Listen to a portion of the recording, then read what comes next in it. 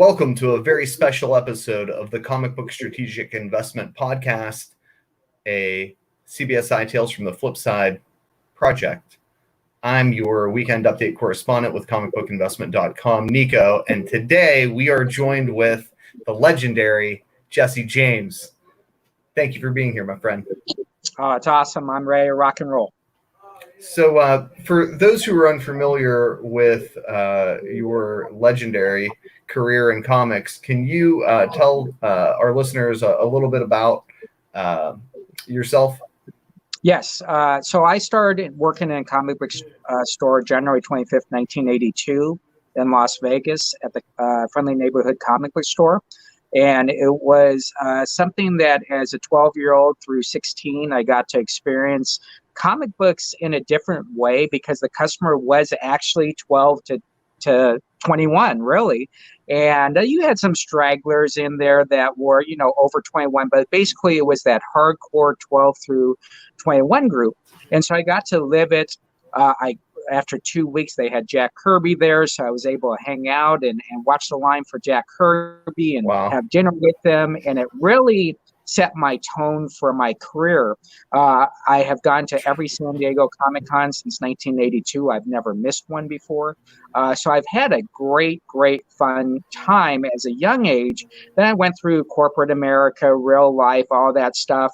And about 11 years ago, I had a great job with a great company, making great money, but I wanted to do what I wanted to do as a 12-year-old, and that was to own a comic book store.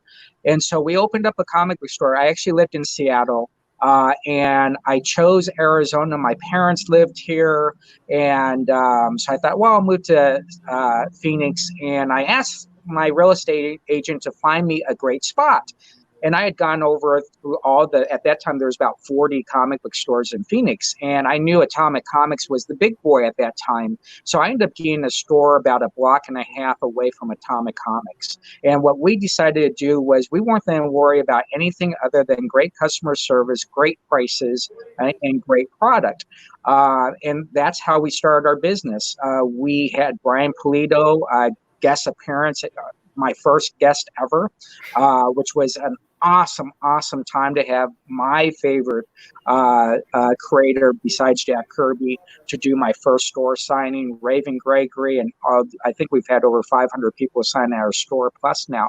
But one of the things that we did was we always put our customers first, no matter what. And that was the difference that we had coming into this business. Most people know when I first went to shows, I was in suits and all this stuff, ready to rock and roll and sign contracts, and realize that's what the industry didn't do. And so there was a lot of me learning coming from corporate to the comic book world on how to do everything. During that time, we've done over 287 exclusives, the most exclusives in the history of the comic book industry.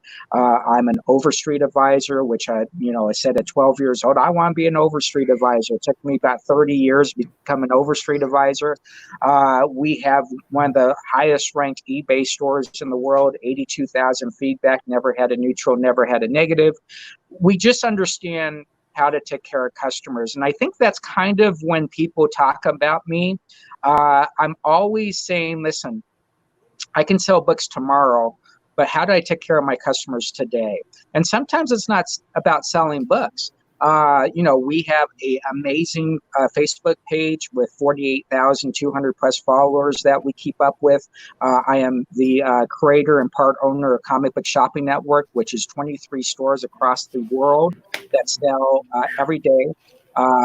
We start at 9 a.m. We go to midnight every day. Over 1,000 plus books are sold. Sundays, over 2,500 books are sold. 17 stores sell new issues on there. So we push out a lot of new issues. In fact, I just finished a show right before I came on here. But my goal was to say, if I help other stores, giving them $1 so that they could buy a Big Mac today doesn't help them when it comes tomorrow to buy that Big Mac. I don't know how much Big Macs are, but we'll just say they're $1. So my case was, how do I help a store sell back issues, and how do I make every comic book worth something to someone? So that's kind of where we're at up to this conversation. That's beautiful. That is absolutely beautiful. It's a pleasure to be with you. I am familiar to some extent with your career, and certainly familiar with the impact that you've had in the comic book industry. I kind of want to go through some of the things that you discussed in turn. So, I think, and correct me if I'm wrong, the industry took notice of you in a real serious way when Diamond gave you its customer service award. And that was from a number of things, not the least of which was a customer appreciation point system that you had taken from your experience and sort of the lessons you've learned from corporate America and incorporated into your brick and mortar store. When did that happen? So I think the one thing with the customer service award, I tell people this: it's 1,500 of your peers in the industry voting, and so when you win an award, best customer service in the industry, you're trying to say, how did these 1,500 people know we give great customer service? They don't shop at my store. Right. What, did they call the store? How did they figure this out? So a lot of things came into play. Number one, having an awesome eBay store. eBay stores are really a trademark of your business because people are telling you how good their business is. And at that point, we maybe had 40,000 feedback. Again, no neutrals, no negatives. Taking care of customers, we were selling about 1,200, 1,500 books a week, which is a challenge not to have a negative or a neutral. Something eventually is going to happen. And then what we did was we decided to bring in the real world into the comic book world and just say, listen, we're going to reward our customers for buying from us. We had 450 box holders and giving them a discount, free bag and board. Okay, cool. That's fine and dandy. But then we said for every dollar you spend, you get up to 200 points. We'll then give you an extra $10 off your purchase. And what it did was it made our customers happy, which is always the most important thing. It helped them spend more money. And then on the flip end, I think what it did was it changed the concept of that kind of that pride factor. When a customer is in a store and they're, talking to someone and they're buying their stuff in the cash wrap, they say, hey, do you have a points system? And they say no. And in back of their head, they realize how good it is to shop at Jesse James Comics. So that was a great honor for us. They call you up on stage and all that fun, jazzy stuff. The thing for us was I always end every statement with we have to do the same tomorrow. And we'll continue to provide that great customer service, listening to the customers, seeing what they need. On the flip end, we're one of the first stores this century to drop Diamond and become a very successful store. So I think at the end, it's still, you got to listen to your customers. Sometimes we're going to make decisions that might not be good for a customer, us dropping new issues. But at the end, if you explain it, and you tell them about turn rates and sell-throughs and profit margins and all this stuff, and in a short sentence, not elongated, they understand. And if you provide them with great customer service, everything is solved, pretty much. Yeah, so can we talk about that? I think, obviously there have been a number of stores that struggled long before a COVID-19 pandemic. They sort of sustained in spite of their sales of new releases. A lot of people feel like they're franchisees for Diamond. They get none of the benefits of being a franchisee, that the margins are just too small, and that the customer service isn't what they wanted, and they're just fed up, but they feel like they have no out. Can you talk about the factors in your decision to move away from new comics? And I understand and appreciate that you're now providing DC books to your customers as a result of your belief that there's a need for someone to do that, because other stores have not been doing that in your area. But if we could just kind of go back in time to when you were analyzing for your business, the decision to continue forward with a Diamond account, and how that all transpired? So we had known for probably about a year. Uh, at one point, we started to say, "Listen, our bills every week are 8 to 10,000." That was on a low week, and the issue with when you're dealing with Diamond and any business in this case is the day you get your books, you already get your bill for next week. So you're spending 10 grand, you're getting your bill for 14,000 the next week. So you're already in your mind saying, "Holy cow, I got to do 14,000 just to pay for the books there." When it comes down to turn rates and margins, we had 450 box holders, which, a good portion of them came in. But in the comic book world, when you're even at our high discounts, it just came down to a simple factor. If I spent 10 grand and only did 14,000 and only made $4,000 on my $10,000 I just spent, and then I have to do it all again the next week for 52 weeks straight, and you add in free comic book day, all this other stuff. Well, that doesn't include overhead, your rent, your utilities, Sure. your employees, right? Right, exactly. So you start putting that all into play. But when I bought a collection for $1,000, I would make $7,000. I would make $8,000. And that's not with high markups. That's just with going to my secondary market and selling. So the decision wasn't really oh my gosh, I woke up one day and said, let's move away from Diamond. It came down to basic business principles. You have to sell through on your product, you have to turn your product, and then your margins have to make sense.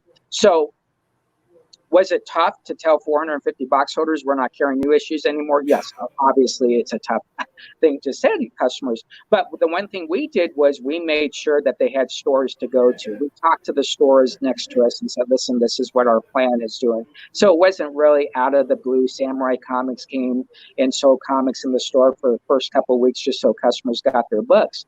But it was the greatest hard decision I have had to make in my career. And at the end, we went from one of the top 5 single stores in the world for new issues to now we're one of the top 5 stores in the world that new issues are less than 3% of our business. You have to make decisions as a business owner. You can't make them as, oh my gosh, if I don't have new issues, I can't stay open. You're a comic book store, so your goal is to sell comics. There's no distinction between new issues and back issues. So I think once you make that decision, you're fine. I think the concerns that we have is pre-COVID, there were hundreds of stores in trouble already. And this just sped it up some. So I think at the end of the day, we have seen a plethora of stores drop new issues and be successful. We've also seen hundreds of stores, and I use the word hundreds, just close up their shop because they couldn't figure out how to sell comics. It's the most simple concept out there. You just have to sell comics. The decision not to carry DC was a egotistical decision by store owners. Loyalty to Diamond had nothing to do with taking care of your customers. I have simple charts when I coach stores. I'm going to show you real fast. Please.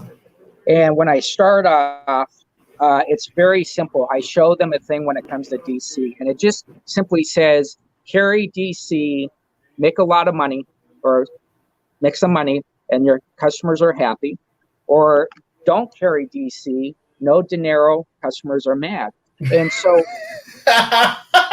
I don't understand how you can explain it to anybody else. Yes, I've been on Bleeding Cool and all these pages where I'm kind of the rebel out there, and it's not really the rebel. It's just I understand my background is business, and a lot of comic book store owners are literally comic book fans that wanted to own a comic book store. Okay, so I'm glad you said it first, because it's the reality of it, and that's not to suggest that there aren't a number of a wealth of incredible businessmen that are in the comic book business. But there are just an unbelievably large number of brick and mortar stores that are run by people they love comic books, or at one point in time they loved comic books, and they thought, I'm going to open a comic book shop. And the saddest part is when those guys hate comics because they're not good at business, and the joy of their hobby has been robbed from them. You coach brick and mortar store owners. Can you talk about that? Yes. The first thing about coaching a comic book store owner is you have to ask them to make a decision. You're either a comic book store owner who sells comics, or you're a business owner who just happens to sell comics. And you got to figure that part out, because if you're a comic book store fan who's selling comic books, you're kind of married to your comic books. Oh, I'll keep this. I know this is $200. I'll put it at $300. Where you're a businessman, you're kind of saying, listen, I bought that for $5. It's worth $100. I'll take $50 for it. And boom, you're turning books and you're turning books. So the first thing you have to really learn, or you have to really coach to comic book store owners, are you willing to get rid of your product? This notion that we have to buy product when we already have 50,000 pieces of product in our store makes no sense. So you really got to coach people through that. You also have to coach people on understanding what is their brand. I ask people, tell me about your brand, your platform, and how you pivot every day. And that kind of defines anybody you talk to. Anybody you talk to, if they can answer those three questions, or how they answer those three questions, will tell you how you coach someone. A lot of people don't know how to pivot. A lot of people don't even know what the word platform means. And so I think it's understanding that every comic book store owner comes from a different background. I was talking yesterday with a whole group of people, and we're talking about how it seemed that all the stores that were going out of business were 25 plus years and older. Well, the reason for that is all those 25-year plus and older folks are only talking to 25 plus year and older comic book store owners. You got to get with the progressives. You got to get with the modern people who understand that if you don't sell your book today in your store, are you then sell it to someone in Rapid City? Are you then sell it to someone in Chicago? So, for instance, I was talking to a gentleman about setting him up on doing live shows. And at the end of the day, we found out he had a flip phone. And he didn't even know the concept of going to buy a new phone so he could do live shows. So there's a deep understanding. I have to understand that I have worked hard to get where I'm at, and a lot of people have to start at that same level. I do a lot of coaching on how I started. If you look on eBay, they did a story on me starting off with a 6-foot table, and then it became a 10-foot table because I bought another 4-foot table, and that was my expansion. And so you really have to, when you're talking to people, you have to kind of get into their mind and understand what is success to them. There are people in the comic book industry that success is Wednesday to the next Wednesday. Yeah. I guess that's fine. I already have my plans for 2021 and what we're doing with the Comic Book Shopping Network. And so for me, it's coaching is great. I will be honest with you. I have people that after 10 minutes will hang up. They won't even say thank you, because I'm so far ahead of the comic book industry. But what's funny, in the real world, I'm kind of behind a little bit. Yeah, I got a buddy who he doesn't have a brick and mortar shop, but he does comics professionally, and he targeted comics because he was convinced, he was a comic collector, but he was convinced that there were so few people that were good at comics and good at business that were doing comics. He knew he was good at comics, and he knew he was good at business. He's like, I can shine in this market, and he has.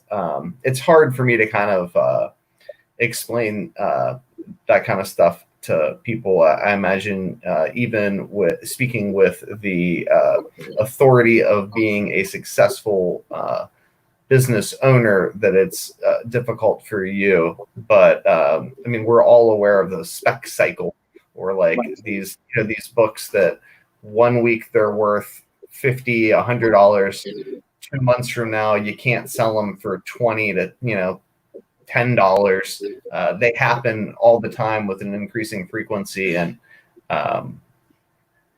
how does that impact your buying and selling, the kind of instability, for lack of a better word, in comics these days? I mean, books are up, down, left, right.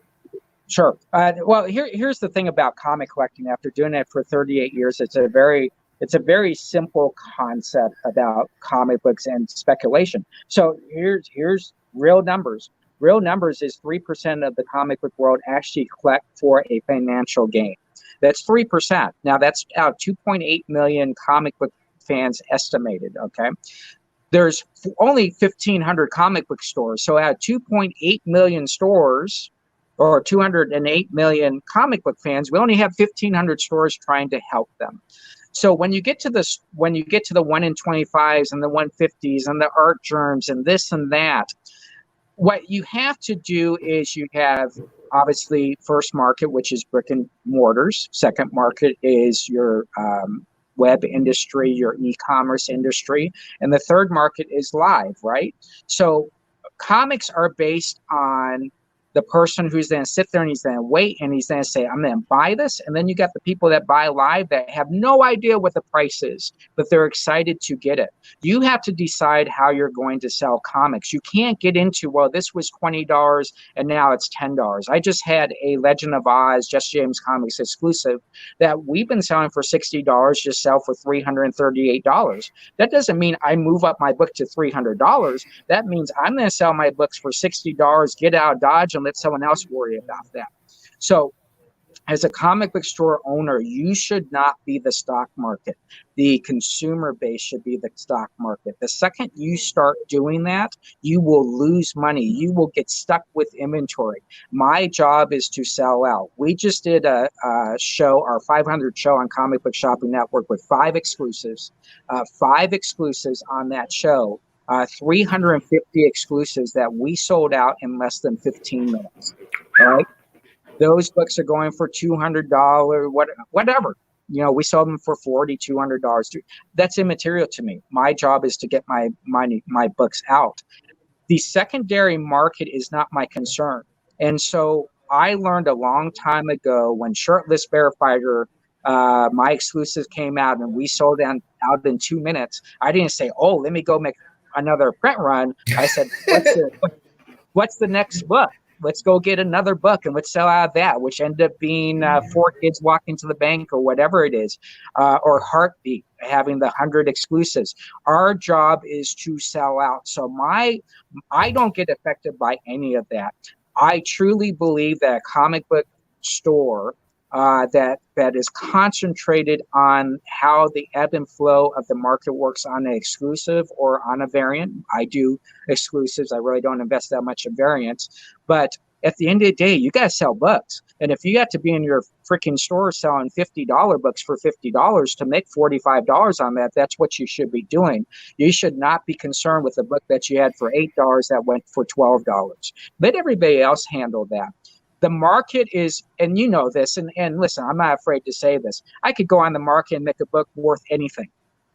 I could buy out everybody and say, this book is worth $20. Doesn't cost a lot of money. Right. NFL Super Pro #1, I can make that a $50 book tomorrow if I wanted to. But at the end of the day, are you then concentrate on that 3% or are you then concentrate on the 97%? Yeah. So, I mean, I go to a ton of comic shops. A ton. I live in an area that is blessed to have, I mean, dozens and dozens and dozens of shops in a 2-mile or a 2-hour drive from me. Sure. And there's a dozen shops that don't even price their books. You walk up to the counter and they look them up on eBay and they give you a price for the stack. I have some that'll refuse to sell me comics when they see what they're selling for after they look them up on eBay because they want to send them off and get them graded. And, you know, these sorts of practices may sound like horror stories to you, but as a collector, they're commonplace. and it's created a lot of kind of us versus them relationships between people who both love comics.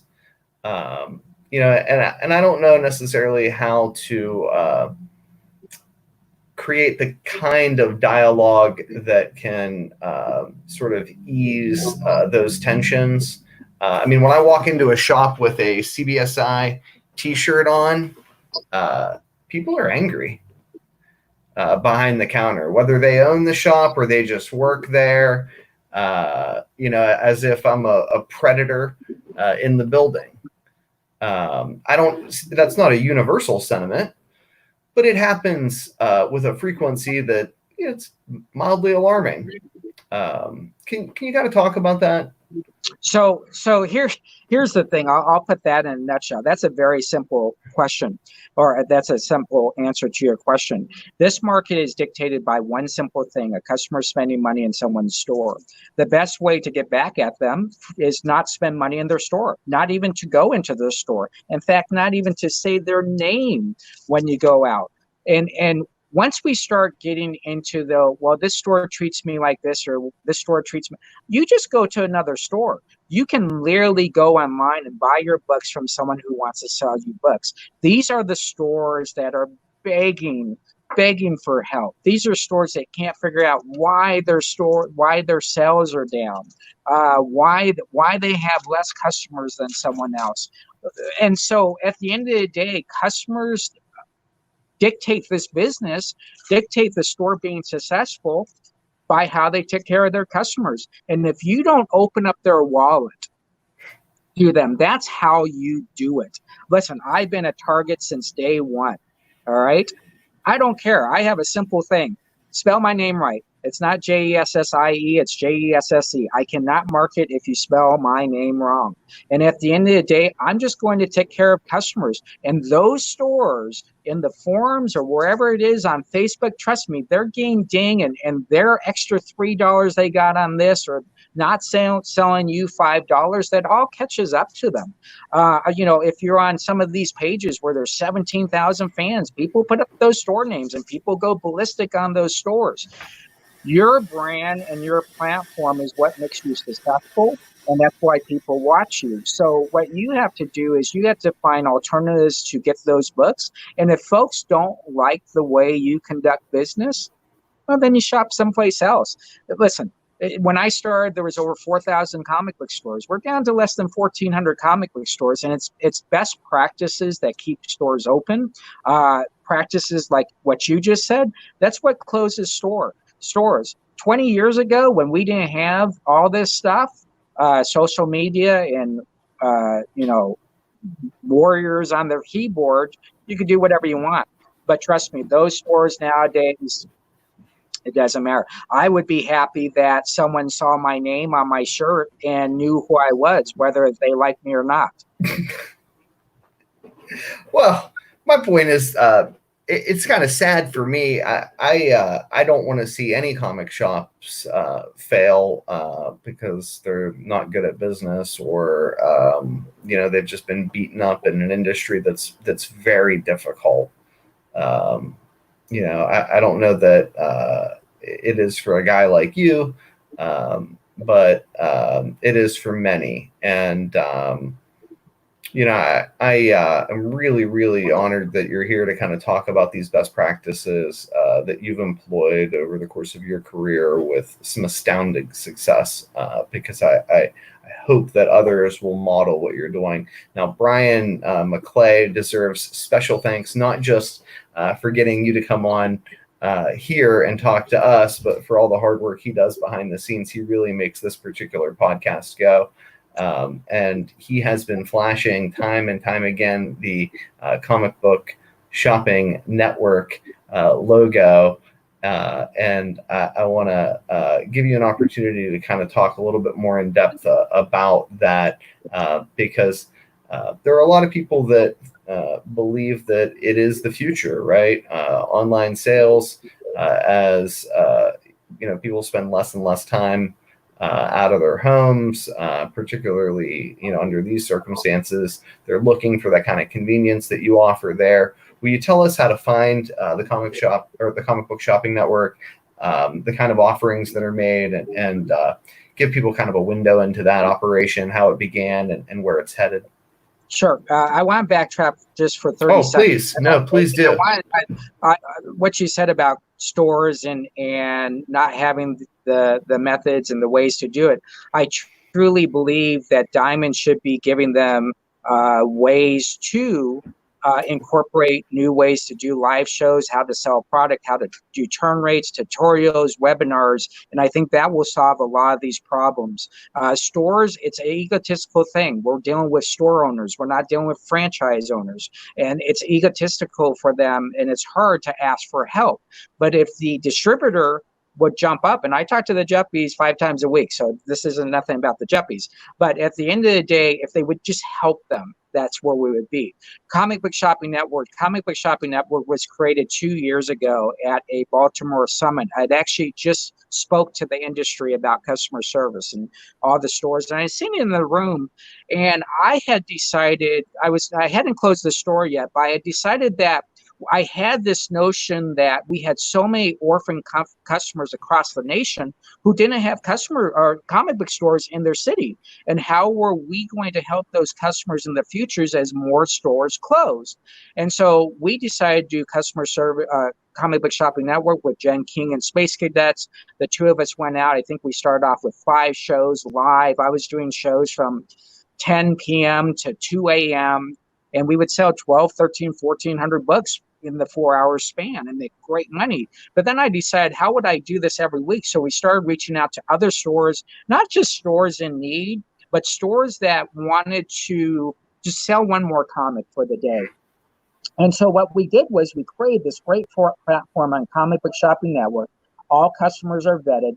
I believe we have 3,400 customers. I've turned down 5,000 customers, whether going to PayPal and looking at how they pay on PayPal, or how they rank on Facebook, if they had photos or they didn't have photos, likeness and friends, a lot of things that come into play.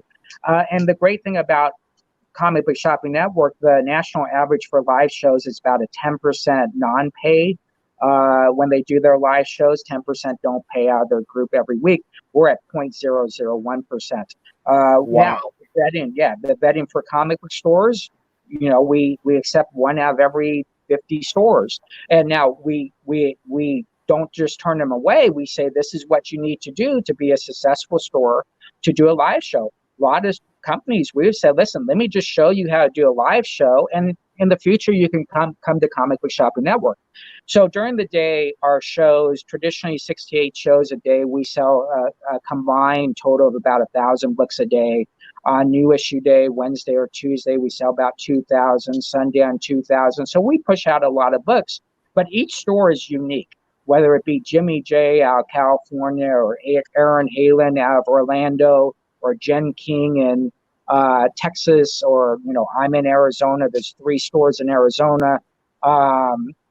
Brian Hibbs at Experience in San Francisco. They all get an opportunity to really showcase their product in front of customers, and those customers get to choose what they want to buy.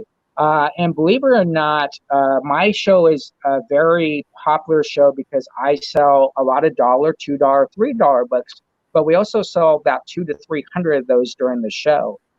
So it's a great experience. I think it's a new way to shop.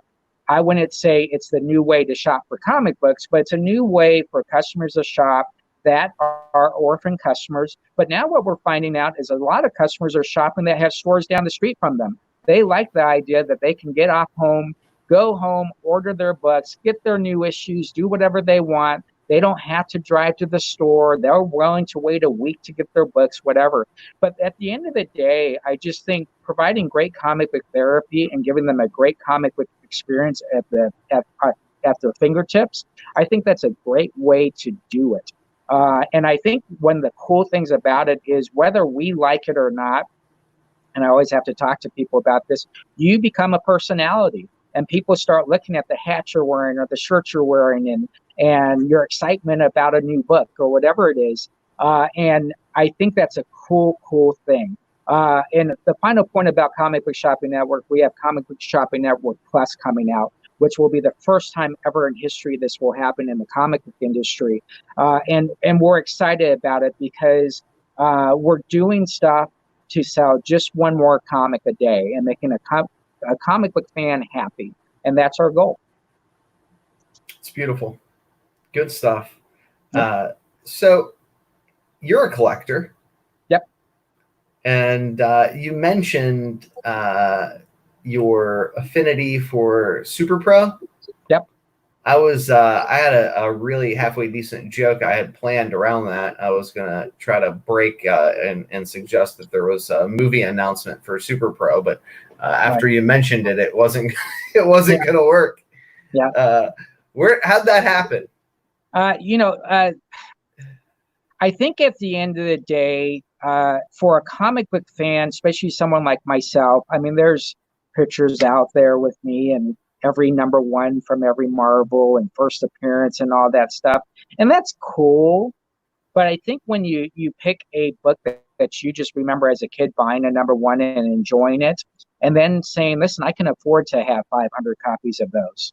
And that it's just important to me. And then you start going on the pages you're on, and people are showing their NFL Super Pro. Now, hey, I got NFL Super Pro number one. And I think that's easier for customers to be part of what you like versus trying to say Amazing Fantasy 15, how many customers and then be, oh, here's my copy. And I just wanted to show people that I'm just a comic book fan.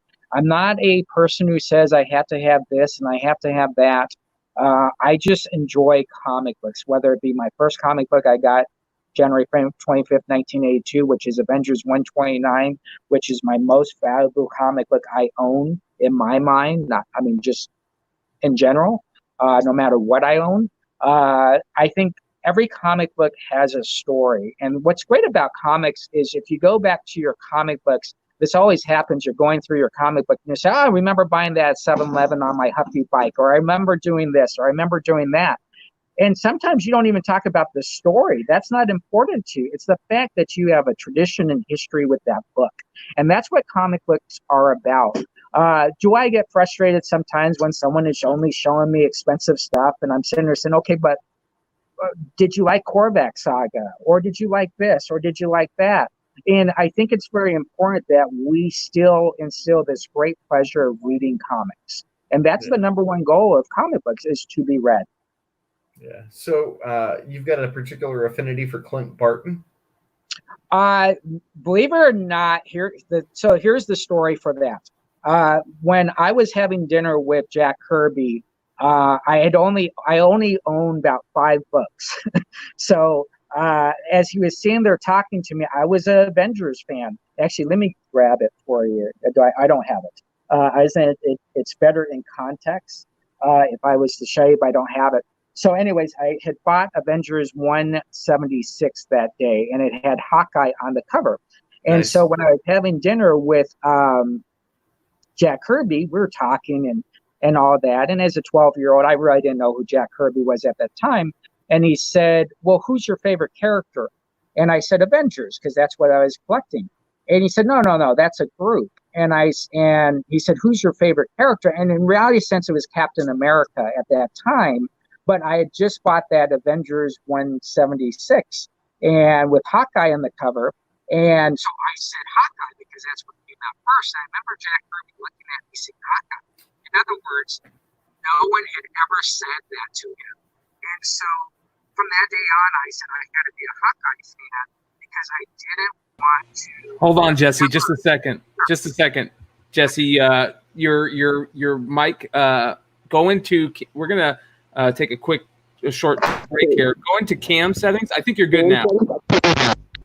There you go. Try that. There you go.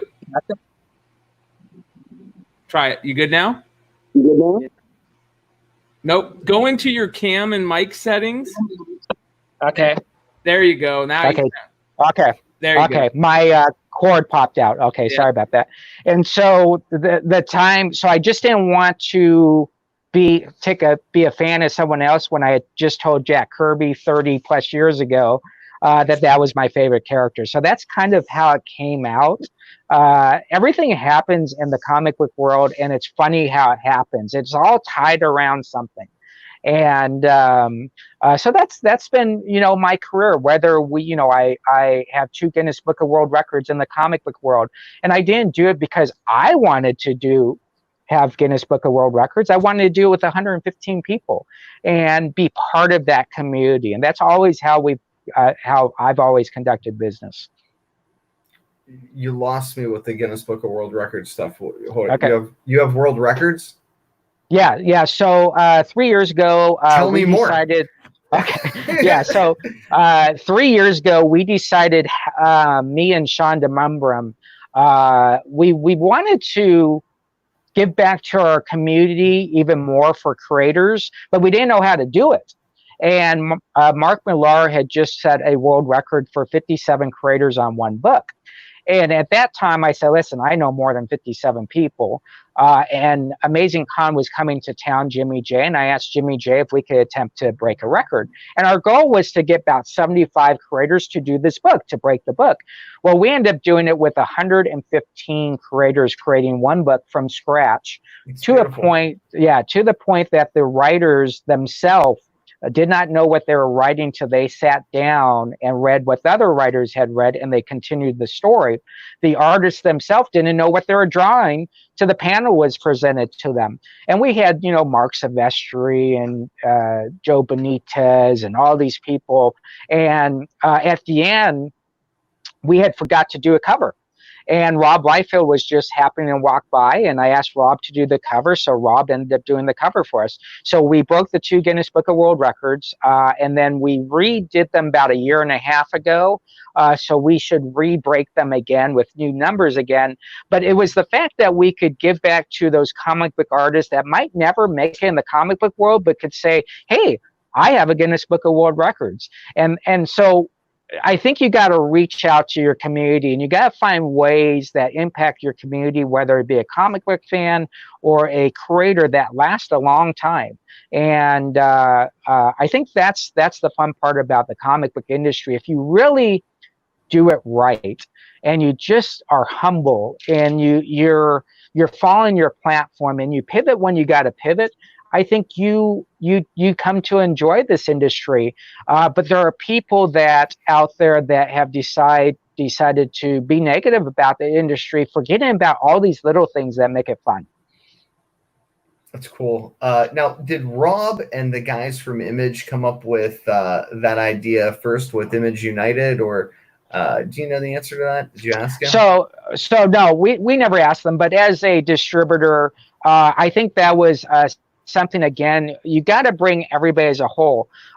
So right now, we'll give you a prime example. Our number one selling books are 90s Image. And the reason why it's 90s Image is you have these 20 and 30-year-olds that think it's brand new product.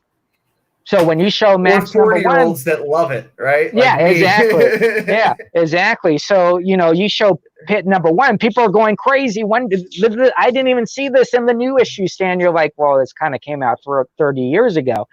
But that's what's great about comics. And if you can coach and inspire someone to read a comic book and give them issue number 8, what do they then do? They then go back and they then want issue number 1 through 7.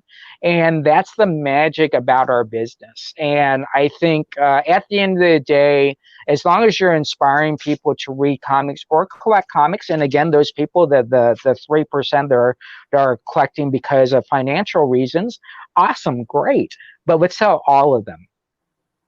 Yeah. So where'd you come up with this 3% number? 3%. So basically, when you're a diamond account, what you got to look at, a couple of things is, let's look at 1 in 25. All right. There you go, right there. 1 in 25 has a variant. What would be the percentage of that? 25 divided by 1 is what? And that gives you the percentages of 1 in 100. So not just because it's a 1 in 100 doesn't mean 10,000 copies are made, right? Only 100 are made for every 100 ordered by a store. And so when you look at the percentages and you look at the numbers of sales, it comes down to less than 3% of comics are variants. It's a very small part of the business, but here's the cool part about the variant and exclusive business. It does more business than the 97%. And that's the amazing part of it. So when you start looking at numbers, that's where it comes down to. I think the one thing with variants that you have to understand, and you know this because you're in this field, that's all you guys talk about is variants. I don't think you watch my show. I don't really talk about variants at all. Well, whatever. Yeah, but I'm not talking about. I'm talking about in general about cool key books and a variant. I'm more of a golden age collector. I wasn't trying to break your balls about the 3% No, that's number, good. But yeah, I mean, I don't know. I wasn't sure if that was from like a survey or it's just sheer numbers. If you just look at sheer numbers. So when we were getting our books in, and we were getting 5,000 to 6,000 books a week for new issues, 125, 100 would be variant covers. And now I'm not talking about exclusives. Exclusives are a little bit different because that's 500 copies, 250 copies. But it's the smallest part of the business that does the biggest part of the industry as far as dollars go. So it's still a good percentage. 3% is a lot. The variant world, 1%, 2%, but that's still a lot of money traveling across, depending on who's selling it, of course. CGC, same thing. What's the percentage of CGCs versus just general comics? Another prime example. I have halfway decent numbers for that one from the guys at Covered Price, and it's astronomically small. Yeah, it's small, but look at how much money is spent on a CGC. Heritage. They're also easier to track, right? Yeah, exactly. The census is a great way to do it. So at the end of the day, let's just say it was 5%. Let's bump it up to 5%. 95% of the customers out there really only talk about comics when they come in and get their comics on Wednesday, or they're on a live show. So it's really trying to determine where you are today, selling now. So if there's a Kickstarter out there, that's a whole different venue. It has nothing to do with Diamond. That's a whole different venue. Those Kickstarters, a lot of them are made to order. They have 98% sell through. They have 2% for damaged books and all that. They might mix some extra copies, APs and all that. So we have so many components of the industry. But what you have to decide is, by the time you sell that $100 book, how many $2 books can you have sold? And that's what it really comes down to. Yeah, we had Jimmy Palmani on a couple of weeks ago, and he indicated that he thought there was an increasingly large number of creators that were moving towards GoFundMes and Kickstarters, right, because it not only provided them with creative freedom, but some financial freedom. My understanding is that you've been doing work with Brian Pulido for a number of years now. Can you kind of talk about that relationship a little bit? Yeah, Brian Pulido is one of my best allies in the industry, whether it be Tom Hutchinson with Big Dog Inc. or Michaels. I go through all these people. But Brian, when I first opened up my store, I was a huge Chaos fan. And the Atomic Comics owner knew that. And at the end of the day, about 5 days into the store opening, I get a call, and this gentleman is, "Hey, this is Brian Pulido. I'd like to come out and do a store on you." I'm like, "Yeah, whatever, dude. You're not Brian Pulido. Why would Brian Pulido be calling me, type deal?" And he's like, "Well, I'd like to come out next week." "Nah, I'm booked for the next 6 months." And he's like, "Well, when can I come out?" I'm like, "I really don't have time for this." And I hang up. So the owner of Atomic Comics calls me up and says, "Dude, I get you Brian Pulido." I'm like, "Dude, that wasn't Brian Pulido." He's like, "No, it was Brian Pulido." And I'm like, "Well, I'm not calling him back. That would be crazy." And so Brian Pulido called me back laughing, and we had our first show. I think we had maybe 10 people show up. But it was the fact that Brian Pulido had reached out to me. And during the years, he wasn't really with Coffin Comics at that time. He was doing stuff with Avatar, and I became kind of another voice for him, a store in the city that you got to keep in mind, my store the first 2 years did not carry new issues. It only carried really bad girl, strong women books, Zenoscope, Brian Pulido, those type of books. So over the years, we just became great friends, but we also knew the business part of it. And the business part was, how do we sell more books to a group of people and not really have any books left at the end? And so Over the years, we've done, I think we've done 12 exclusives with them. Every exclusive we have ever done is sold out in less than 15 minutes. I'm very smart when it comes to exclusives. Listen, if I know I can sell 500 over a month, I'm going to do 250 and sell them out in a day. That's just the way I do business. He's a great steward for Kickstarters. He has shown that, listen, he did his first Kickstarter at my store. We didn't think anybody was going to show up. His goal was 15,000. He broke that in the first 2 minutes. And we did his second Kickstarter at the store and even grew his business more. Now his Kickstarters do $200,000, $300,000. But it's the whole goal that you have to keep your allies close and you have to be there in time of their need. And you have to understand that not every time, it's not like I'm out there and saying, oh my gosh, Brian, you're doing this. Can I do an exclusive? I do an exclusive maybe once every 6 months. If it comes out, you have to become great partners and great allies. Big Dog Inc. has been with me since day one. They started they moved into my store. We still do all their shipping for them. Kickstarters are a great way to do it. I just did a show with Palmiotti, and I actually did a dream show where I had Tucci above me, Palmiotti on the right, and Polito on the left. And I didn't know if I was actually supposed to speak. And I didn't actually want, because to me, it was like, I just want a screenshot of this. I could care less if I even say anything. It's the fact that I'm doing this show. But can you imagine if I came up to you and say, I can decrease your cost by 50%, that you don't have to pay the distributor to do this book. By the way, you're only going to make the comics that you sell. That's an amazing way. And I think crowdfunding is a great way to connect customers and consumers, and consumers can be part of it. I took part in this is a great thing. And so I think when you look at Kickstarters and GoFundMe, I think it's common sense business. Bottom line, how do I make more money, control my marketing, control my platform, and pivot without having to actually ask someone? And, we've seen DC do it, and we've seen small publishers do it. So this isn't really the new wave. I think this is just people getting smart and realizing that, listen, if I can make more money, take care of customers, why wouldn't I do that? Nice. I sense from our short time together today that comics is about relationships for you. That it's about treating people good and cultivating these relationships with people that you do business with your customers.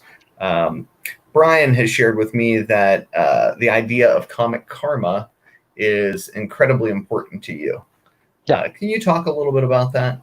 Yeah, I truly believe, it's funny, I do a show with Midtown Comics, and, when you're a comic book store, you sit there and you kind of say, do I really want to do a show with Midtown Comics? That's like my biggest competitor in reality sense, but really they're selling their customers, I'm selling to my customers.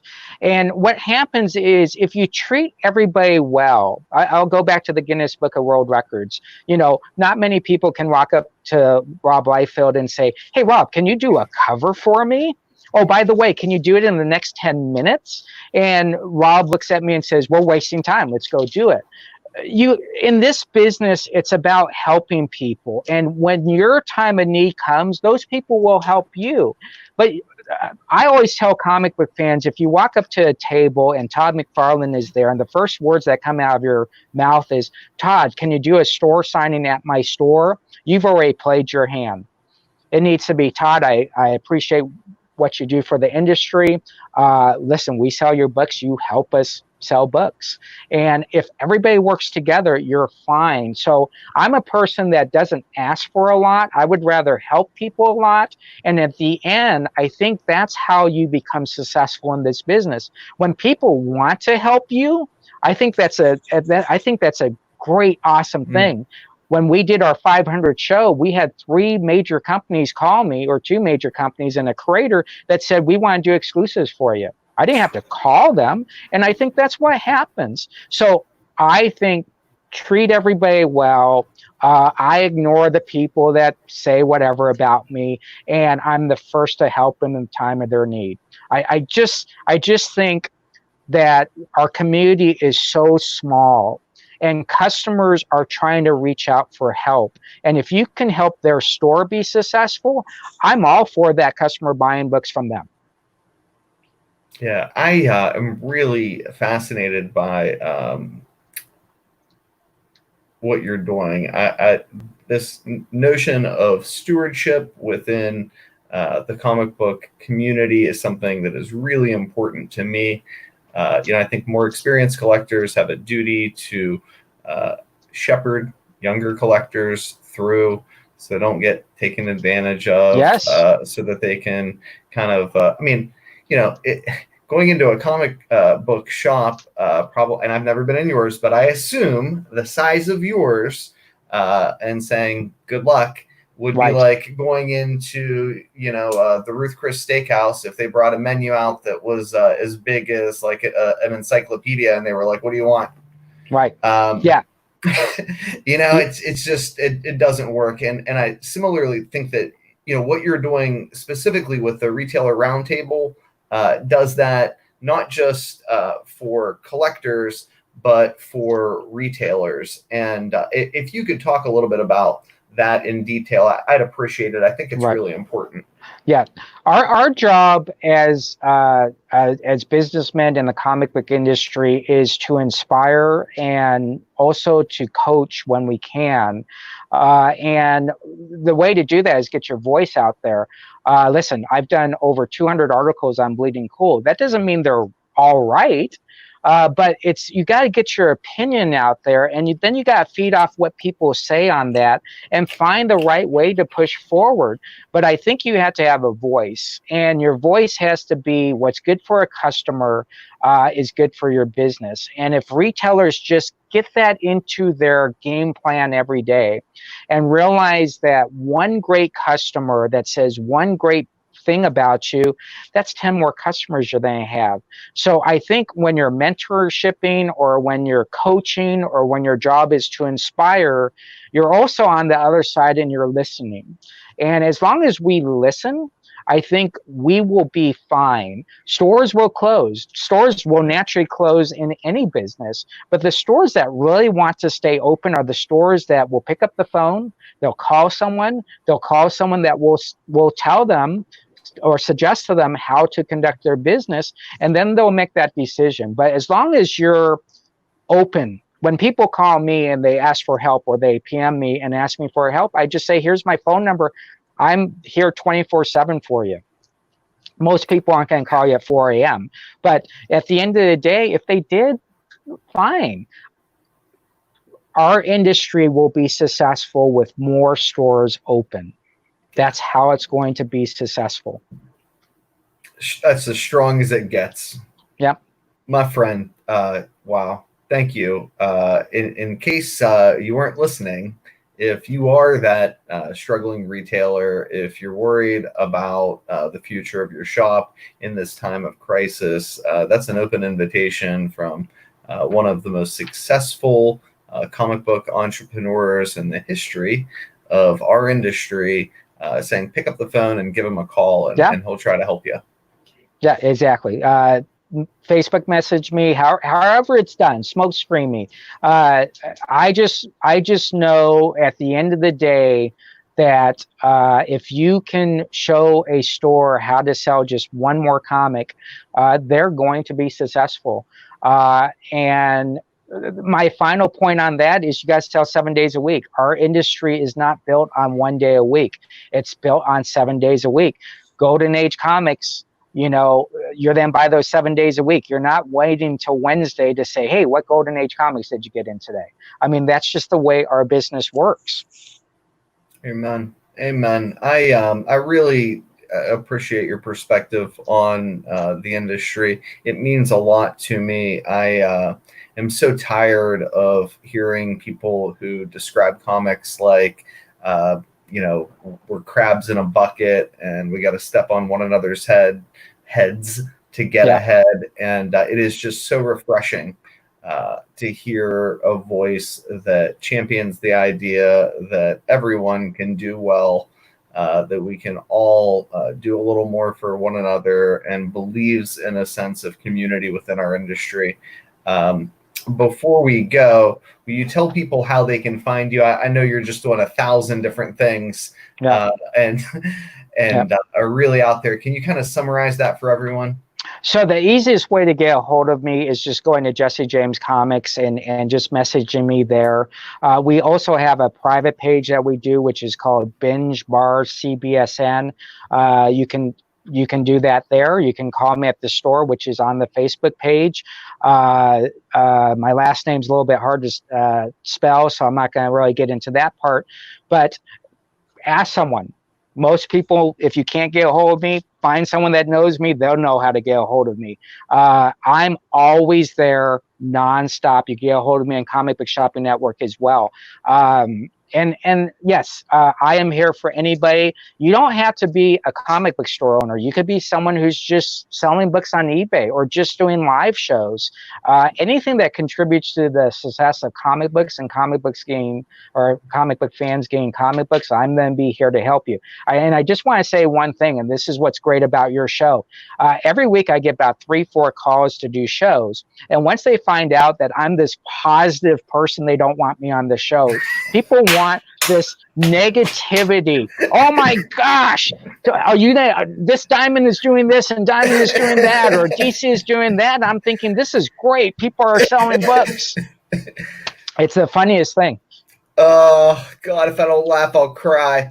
Jesse, you're a treasure, a legend, and a treat. I hope that we can do this again. It means so much to me, so much to the guys on the Tales from the Flipside podcast, the writers at comicbookinvest.com, from Brian and myself.